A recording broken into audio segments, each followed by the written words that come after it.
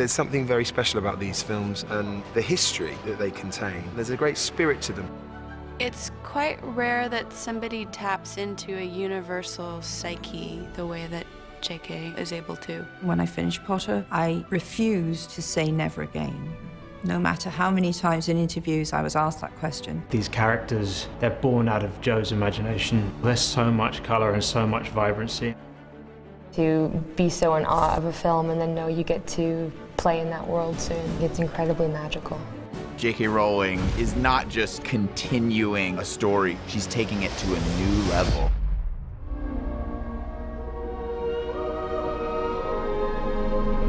Are you going somewhere? No, we're going somewhere.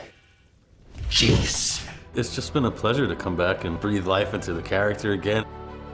When we finished the first film, I thought, what a gift that we'll get to return to this world. But it still felt like a whole new experience because they've brought in these new, wonderful actors that really take the story in a different direction. It's more layered, it's more complex, there are more character strands developing. There's a rumor that Newt Scamander is headed to Paris.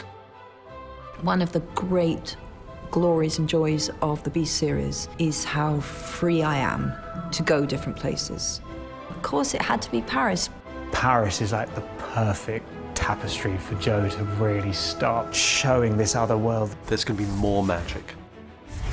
There's more magical environments. And I think you can tell when you watch the movies, we really build this stuff. And we've got new beasts, as well as revisiting our favourite Bowtruckle and Niffler. Obviously, the Niffler's back. The Niffler's had babies. There's now an entire family of seed stealers. Then you have a Kelpie, who's an underwater creature, so I've been learning to dive in order to film with said Kelpie. The Zulu is described in Chinese mythology. Gigantic elephant-sized cat, 5-colored. There's the Maledictus. Slowly over time, they are turning into a creature and they can't stop it. Credence has formed a powerful emotional connection with her. Her name is Nagini. These movies have given me the chance to tell a story that I knew all along. Part of the pleasure of this is obviously connecting back to Harry Potter. One of my favourite things about the new film is the beginning of the exploration into Newt and Dumbledore's relationship. If you'd ever had the pleasure to teach him, you'd know Newt is not a great follower of orders. He's not the fully formed, aged Dumbledore that we all got to see in the Harry Potter films. If you know this story from having read the Potter books, you will know that Dumbledore and Grindelwald were incredibly close. Dumbledore says he was gathering followers and I didn't challenge him. So why didn't he? I can't move against Grindelwald.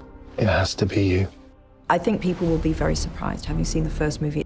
We're now getting into the meat of the story, and people's allegiances are now being exposed. Grindelwald believes that wizards should no longer live in hiding.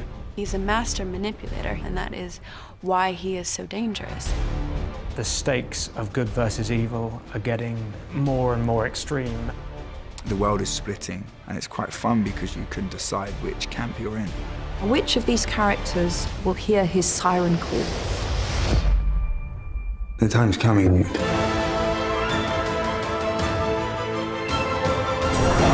I think it's going to surprise people. Things are becoming much more dark and complicated. The last one feels like an adventure. This is a thriller. It's like a ride, like you get to the end and you're like, whoa, what just happened? It's not like anything we've done before.